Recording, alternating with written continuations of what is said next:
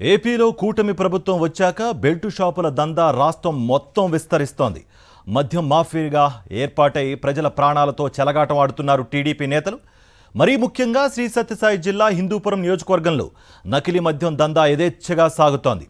హిందూపురం మండలంలోని 38 పంచాయతీలుండగా అందులో ఒక్కో పంచాయతీలో 4 నుంచి 5 బెల్టు షాపులు నడుపుతున్నారు టీడీపీ నేతలు.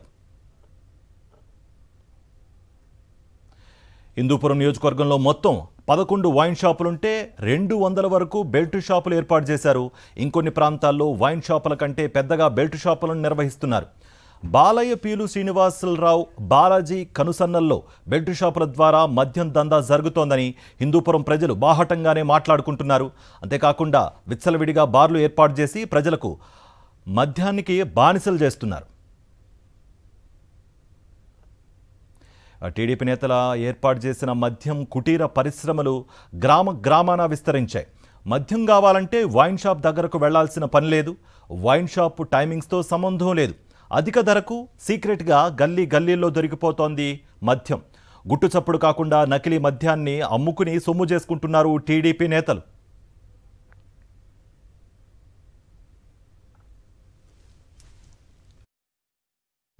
మైనర్లకు మద్యం అమ్మకూడదు, అమ్మితే కఠిన చర్యలు ఉంటాయనే నిబంధన ఇతర రాష్ట్రాల్లో చాలా పకడ్బందీగా అమలవుతోంది. కానీ ఆ నిబంధన ఏపీ వరకు వచ్చేసరికి వర్తించడం లేదు. 18 ఏళ్లలోపు ఉన్న పిల్లలకు కూడా వైన్ షాపుల్లో మద్యం దొరికిపోతోంది. లిక్కర్ కొనడానికి వచ్చిన చిన్న పిల్లలను కనీసం వయసు కూడా అడగకుండా డబ్బులు ఇస్తే చాలు మద్యం ఇచ్చేస్తున్నారు. ఇలా చిన్నతనం నుంచే పిల్లలను మద్యానికి బానిసలుగా మార్చేస్తున్నారు.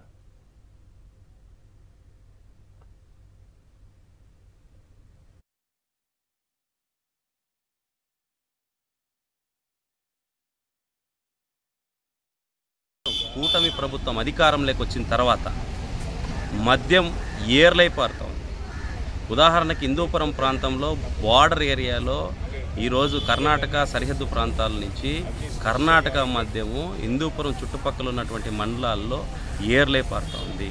దీంతోపాటు రాష్ట్ర ప్రభుత్వం లిక్కర్ షాపులు అనుమతి ఇచ్చిన ఆ లిక్కర్ షాపులు ఏదైతే వైన్ షాపుల్లో ఇచ్చినటువంటి అనుమతి, దాంతోపాటు ఎంఆర్పి రేటు ధర ఈరోజు 120 రూపాయలు ఉన్నటువంటి ఒక బాటిల్ ధర 150, 160 రూపాయలు అధిక రేట్లో అమ్ముతున్నారు. దాంతోపాటు బెల్ట్ షాపులు, ఈరోజు బెల్ట్ షాపులు ఈ ఊరికి దాదాపు 10-20 బెల్ట్ షాపులు ప్రతి మండలంలో ప్రతి గ్రామంలో వెలుస్తూ ఉన్నాయి. కాబట్టి బెల్ట్ షాపుల పైన ఉక్కుపాదం వేయాలి.